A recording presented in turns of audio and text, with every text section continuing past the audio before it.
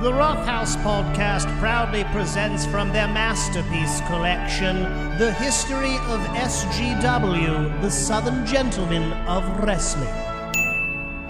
We're back! We're back on the Roughhouse Podcast. Time for our SGW history segment. What was that noise? Shh, shh, shh, shh, shh. Do you see a volcano? Did something just come out of that volcano? Did you hear that? Is that a wrestler? What was that? Was that a masked wrestler that just came out of that volcano? Was that a warrior from some unknown tribe deep in the blackest of jungles? Tribesman? Who's this man? Who is that thing? Who's this tribesman that just gave a guy a perfectly executed backbreaker? Who is that? Who is this man? He just took a member of our crew. Who does not know our civilized ways? Who just executed a perfect belly-to-back suplex? Float over DDT. Who is this masked giant? Who is this man with a spear that delivered an impeccable bulldog DDT? Who is this guy? Who did that? How did this guy just pick up two men and suplex them? In SGW, you had the Samoan Death Machine. The story behind the Samoan Death Machine. Give him some backstory. He had no wrestling training to speak of. He had no anything training. No. No civility. Literally was from parts unknown. As we've interviewed a couple people, we've read a couple books. Like, this is hard to find stuff. Again, don't try. Don't try because we found it. We are the sources. masters at trying to find SGW Don't even stuff. try. That's why you turn to us so you don't have to do the footwork. Don't stop looking on the internet. Don't we got sully up so your many of our hands. fans are like, I'm trying to find this stuff. I can't find it. We're clicking. Just let us do it. We'll do it. We'll do it Just for you. let us do it. You're welcome. Send us a message through the Facebook page. You want to find something, we'll dig it up. Who do you want to know about? We'll find it. Someone asks about the Samoan Death Machine. Guess what? Here you go, hot and fresh out the oven. This guy. The story goes, as we can find, Mean Mike Stanley, Teddy Spry, and Kimberly Bigglesworth. Oh, Kimberly Bigglesworth. God, this was another dark chapter for her. They're on the beach. They're having a day. Yep, they're off in on an island in Tonga, right? On vacation, in Tonga, which they were kind of there to scope out the talent. We're looking for a new, like, head shrinkers-ish Tongan guy. Because other wrestling organizations, USFW, the USWF, AWA, are starting to get their head shrinkers, their AFAs and stuff like that. Their Islanders. Yeah, your Jimmy Snookas. So they need... big thing. They're like, we need... So they went on vacation to Tonga to try to keep up. They went to some wrestling events, weren't really excited with what they saw, and they were just chilling on the beach one day. And in the distance, a creature, a man-beast... a human-looking guy. What just looks to be a big blob of brown. Just floats onto the beach. Just washed up. Pre-face tattooed. So right there, Teddy Spry's like, we don't got a spring for face paint with this one. Yeah, this guy is already tatted up. Excellent physique. Well, before, let's not get ahead of ourselves. They see this blob. Yeah. Bigglesworth, God bless her, is the first. She puts down her watercress sandwich. Mm-hmm. She scurries over to this mass. Mm-hmm. She reaches down. Did you choke up a little bit talking about this? I hate to think the poor woman. This was before a lot of her shit had gone down. This is before the house fire, before the train accident. The train accident. This before is before the plane crash. Her children. Before the island This incident. is before the where fire. She was on an island. This is before all of her kids died. This is before the amputation. This is before her father murdered her mother. This was before the dislocated this is jaw. Before the brain worm. This was before the blindness. This is before a lot of stuff. This is when she was. At this point, nothing had happened to her yet. Only had 6 concussions. Right. She had only had 6 She was concussions. just really. So she's a little slow and childlike. And that's just because point. she's bad in the ring. She's got a curious bone. She's a curious little carry. She scurries down. Immediately, this blob rises to its feet. Just throat chopped. Throat chops immediately. Just caves her windpipe in. Bends her over the left knee and just pow! Quick chop to the esophagus. Just a quick, essentially takes the palm of this, and his hand was the size of a frisbee. His hand must have weighed 30 pounds, so it's like getting hit in the face with a dumbbell. Didn't speak a lick of English. Not a lick of English. Just bends her over the knee. She's like, whoop, whoop, whoop, whoop, thwap! Right to the forehead. Her forehead gets pushed in like a centimeter. Yeah. She lies on the ground She immediately. had to be resuscitated. And Spry sees dollar signs. Spry's just like... Doesn't even go over to help her. That's a finishing move. And he's he like, just laid a pre-packaged finishing move. Did you see? He had the setup with the throat chop. He had the preparation with the over the knee. Yeah. And look how far back he brought the arm so people know what's coming. Pre-painted face and a perfect physique. They got that guy a plane ticket. They got him down to Georgia. And he was in the main event the next week. Immediately. Now, they pair him up with who they always pair up folks with, the snob Richie King. If you got somebody that can't speak like the Russian Andrei Semenov. Their best speaker, their best mic man, snob Richie King. And when we talked to the snob, we asked him a little bit about the Samoan Death Machine. He tries to steer clear of it. It's a dark mark in SGW. Second only to Greg the Murderer, this is a dark time for them because they had, or what they thought, was a real moneymaker. And yeah, it did become a very renowned part of SGW history, Their fault but a for tragic not one. putting him through the training that the other wrestlers had to go through. The training would have been the 12th step. This guy was feral. I mean, he's a 400-pound, 6'9" killing machine. When when the King would bring him to the ring on that pole around his neck, that wasn't messing around. No, you really needed to do that. You needed to have this guy. They would put him in a hotel room. Border Control made them do that. They had to find a hotel room that locked from the outside. He literally slept in a cage. And you caged the guy up. You went in there with a local animal control team, which cost them money. No, you had to animal control with the pole, with the rope around the end of it. They tied him up. Because he was always in a state of just scared panic. He was a caged animal. Yeah, he's always in a state. So how about this? Let's just play a little audio of his first match. Andy, who was the debut jobber? in SGW. They essentially put him against a local guy. His name was Clinton Snibs. Clinton Snibs. This guy, I think, was still in Ellensbury's training camp. He was at the Wagon Yard. At the Wagon Yard. Just started at the Wagon Yard. But they needed a body. They didn't want to. They didn't want to risk. They were in a pinch. They saw poor young Snibs. Let's just play the audio. Let's play the audio of the first match.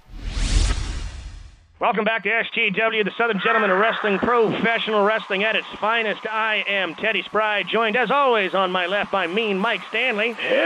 Okay, our first match of the evening. We've got ourselves a real humdinger of an event here. This is a guy that people have been talking about inside of the newspapers, the dirt sheets, and from every town, from sea to signing sea, waiting for this gentleman's debut tonight. The Samoan Death Machine. He is a man beast, Teddy. Just a nasty bit of business. And we don't know much about this guy, but he's coming in with a lot of heat. Yes, this guy is being managed by the snob Richie King, and it looks like he's taking on a newcomer, a fresh-faced young gentleman by the name of Clint Snibs. Clint Snibs, again, one of the products of Ellensbury's Wagon Wheel Training Facility. The kid looks ready to go. He looks ready to go. Well, that's going to be entirely up. And, oh, here he comes now. Look at that man. God, look at this physical specimen weighing in what has to be clearly well over 400 pounds. Bunch of those tattoos on his face, man. And there's the snob Richie King's keeping him at arm's length, and by arm's length, I mean pole's length. He looks nervous. Okay, and he's released him into the ring. He's rushed the ring. Oh, dear Lord. Oh, good God. Oh, God. Oh, God. Okay, he's immediately throat chopped Snibs. Oh, he's got him bent over the knee. He's winding up for something. He's... Oh, God. Oh, God, he hit him. He hit him in the forehead with what can only be described as... Good night. Thanks for coming. I mean, is this the Tongan push we've heard so much about? Coming, Snibs. Oh, my God, look at Snibs. He's on the ground. He's spittle. His eyes have rolled back in his head. And the Samoan Death Machine, he's just chomping his teeth. They're making the exit. Something's wrong. Something's wrong with Snibs. EMTs are joining us in the ring. I'm sorry, folks. You're having to witness this right now. And oh, God, he just struck an EMT. Oh, he just struck... blood coming from his ears. Oh, my God, the man is bleeding from his ears. Oh, my... Get some help down here. Stanley's looking over this way. Get some help down here. Stanley's looking over this way. He just did like a throat chop. Stanley, he's okay. You know what, gentlemen, we're just gonna have to help out. This is, oh, God. Everyone's getting killed. Oh my God. Everyone's getting killed. This was the first match. Snibs died in the hospital after that. Yeah, Snibs had his head caved in. Two days after that. 3 EMTs, full-blown strokes. So, in researching we still don't know who the Samoan Death Machine really was. He disappeared. We can't find many people. He had a total of 7 matches in SGW. Yeah. All jobbers that were seriously injured. All of them, not a person left unscathed. Rushed to the hospital. We can't find anyone, but guess what? We dug someone up. We dug deep. We found one person. His name's Teddy Smiskin. Teddy Smiskin, we have on the phone right now. Teddy Smiskin was had the dubious honor He was the 7th of being his final match. And a fun little part about the Samoan Death Machine, they sent him back to his cage. I think he was staying at the time, it was like a Thunderbird Motel in Macon, Georgia.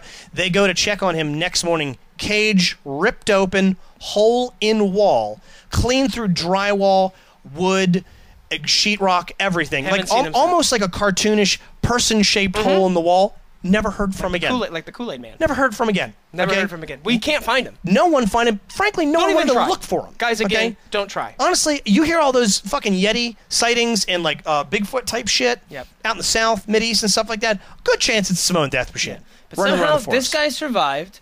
He's alive. I don't know what state he's in, or like everyone was in a bad state. Yeah. Everyone. So we're gonna talk to this guy, Teddy. Yeah. So, Mr. Smitskin, am I saying that right? Smitskin? Smitskin, am I saying that right? It's my son, but close enough. Are you okay, sir? Are we speaking to a person here? Are we? Hello? Sir, are you okay? Are we speaking to are we speaking to Mr. Smithson, sir? I have to speak through an electronic language device. The death machine collapsed my throat. This was back in 1987. Oh, I'm sorry to hear about that, sir. Sorry to hear that. That is a real shame. We do know that you are one of the 7 men that the Samoan Death Machine wrestled in SGW, and as Andy and I pointed out earlier, none of which left unscathed. How are you coming along these days, sir? I'm in pain. Never-ending pain. Well, sir, I'm sorry to hear about that. It does sound like you are getting by as best you're able to. Now, Andy and I, we wanted to know, because you are the one person we were able to track down, and how did it feel knowing that you were getting into the ring with the Samoan Death Machine, a man that had not only paralyzed... He killed 6 people. Yeah, he essentially killed literally his first opponent, and then the next 5 before you either sent them into a stroke, severe cardiac arrest, some of them had heart attacks on the spot. What made you want to actually get in the ring with such a monster? Those bastards lied to me. I thought I was having an arm wrestling match with the king. My parents were there. It was horrible. So much pain. That's awful. Sir, this is Andy. I'm sorry, that's awful. A question I have for you is, so we know that his matches were always very brief. What do you remember about the match itself with him? Pure terror followed by a hurricane of pain. My mother was screaming. They thought I was dead. I wished for death. Immense pain. That sounds terrifying. I mean, outside looking in, we always knew that it had to be horrifying being in the ring with the Samoan Death Machine. But it sounds like you're confirming everything we always thought. What is your life like these days? Does SGW help you out with anything? Are you able to get a hold of anyone from the organization to help with some of your medical bills? What's your existence like? Don't make me laugh. Those pricks never lifted a finger to help me. I've been left to rot in a never-ending hellscape of unimaginable agony. Well, sir, I'm really sorry to hear that no one's coming to your aid, especially after... Rough stuff. You know, what I assumed was going to be a career bright but cut short. Kill me. Teddy, if there's any... Kill me. Teddy, Kill me. I have to hang Please, up on you, God, but I'm sorry. Kill me. I want to die. Ted, kill me. Teddy, kill just me. going to let kill you me. go. Someone has to wipe my ass for me. I want to die. Okay, there he went. Sorry about that, guys. Wow. A little tragic. Man. Wow. That sucks. I feel really uncomfortable right That's now. really awkward. Like, Do you ever have that feeling when you're talking to somebody in that state of it's like when you see an old person fall in the distance, like, oh, God, I'm not damn gonna it. help you at all. I'm going to watch, and I'm going to feel terrible, but what good can I be at this point? I feel like sending Well, them that was some Teddy money. Smitskin. Yeah, sorry about that, Smitskin. What does it even matter at this point? You sound just like a crippled Terminator. I'm sorry.